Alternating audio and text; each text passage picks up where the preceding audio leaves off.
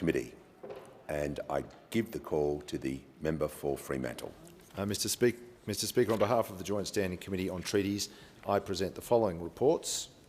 Report 201, Free Trade Agreement between Australia and the United Kingdom of Britain and Northern Ireland, and Report 202, the Australia-India Economic Cooperation and Trade Agreement incorporating a dissenting report. I ask leave of the House to make a short statement in connection with the reports. I call the... Is leave granted? I call the member for Herbert. Leave's granted. I call the member for Fremantle. Mr. Speaker, I'm glad to make a statement on the Joint Standing Committee on Treaties reports into two trade agreements, the Free Trade Agreement between Australia and the United Kingdom of Great Britain and Northern Ireland and the Australia-India Economic Cooperation and Trade Agreement.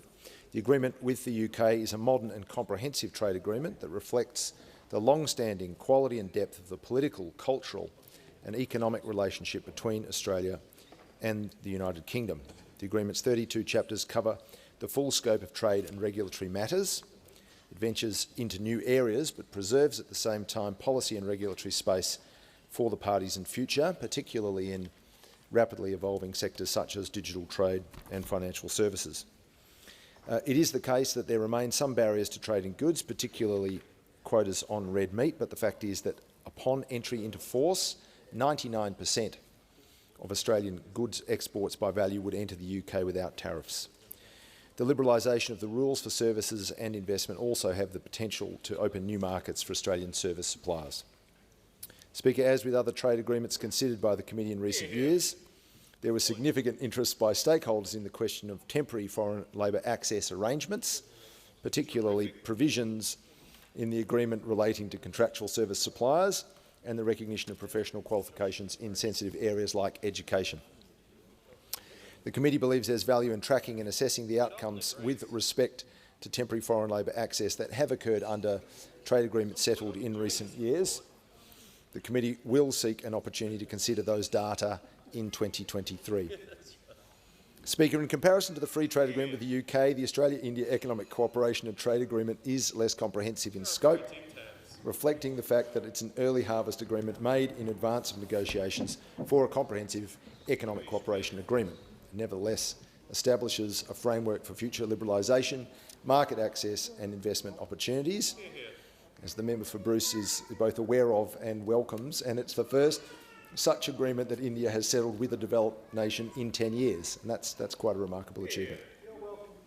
Upon entry into force, the agreement with India would mean that approximately 90% of Australia's current exports to India would be either tariff-free or have access to tariff rate quotas, and this means there are some beneficial outcomes for tariff reductions on some key Australian exports, while high tariffs on agricultural goods like vegetables and wheat sadly remain mostly unchanged.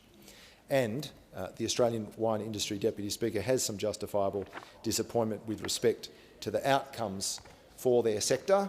That is disappointing. Hopefully that can be corrected in the future agreement.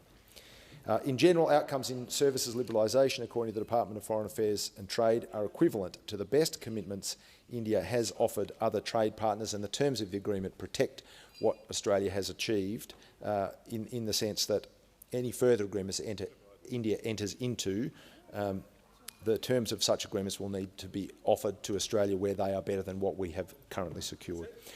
As an interim agreement, the AI ECTA, as it is being called, is absent provisions dealing with a number of substantive trade policy areas like intellectual property, digital trade, government procurement, competition policy, and the facilitated involvement of small and medium-sized enterprises. But it does deal with other barriers. It doesn't deal with other barriers to trade, such as the individual tax and regulatory regimes at the state and union territory level in India, that anyone who is engaged in exporting to that nation would know add a level of complexity for Australian exporters. Needless to say, the value of trade investment agreements do not stand entirely on market access and investment rules. Such agreements do operate as broader instruments of engagement, and we recognise on the committee that India is a like-minded partner of great significance and even greater potential in our region, in the Indo-Pacific region. It's committed, as Australia is, to the rule of law, open markets and stability, and on that basis, this agreement, which for which the negotiations began in 2011, is a hard-won and long-sought achievement. Deputy Speaker, while the committee determined on a strong multi-partisan basis that both agreements should be ratified, it also made recommendations in relation to longer-held concerns around the independent economic assessment of the impact of such agreements and a system that enables higher quality engagement with stakeholders in the negotiating process, which we do not currently have. Trade agreements are the products of negotiations and trade-offs. Some sectors benefit, others don't, and there are unwanted in some cases, or at the very least extraneous economic and social impacts. So in addition to assisting the proper understanding and assessment of a negotiated trade agreement, independent modelling and analysis would allow us to have proper regard to the quality of public policy decisions and make sure that agreements represent the optimal achievement and the optimal protection of Australia's interests. The substance and quality of the consultation process around trade agreements has been a consistent theme of the committee's interest in recent years, mainly because stakeholders, whether they're from business or industry or civil society, have noted and argued in favour the benefits of consultation, which is timely, meaningful and responsive. Presently, unfortunately, what occurs by way of engagement is often best described as information briefings rather than genuine consultation. So it's the committee's view the Australian government should consider how it can put in place improved consultation processes with all stakeholders as negotiations are undertaken, and that is indeed a platform commitment of the Australian Labor Party.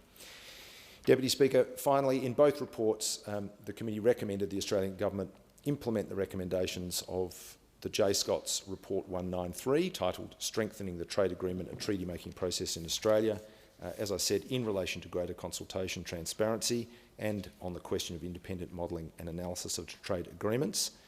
But having said that, Deputy Speaker, on behalf of the committee, I commend the reports to the House.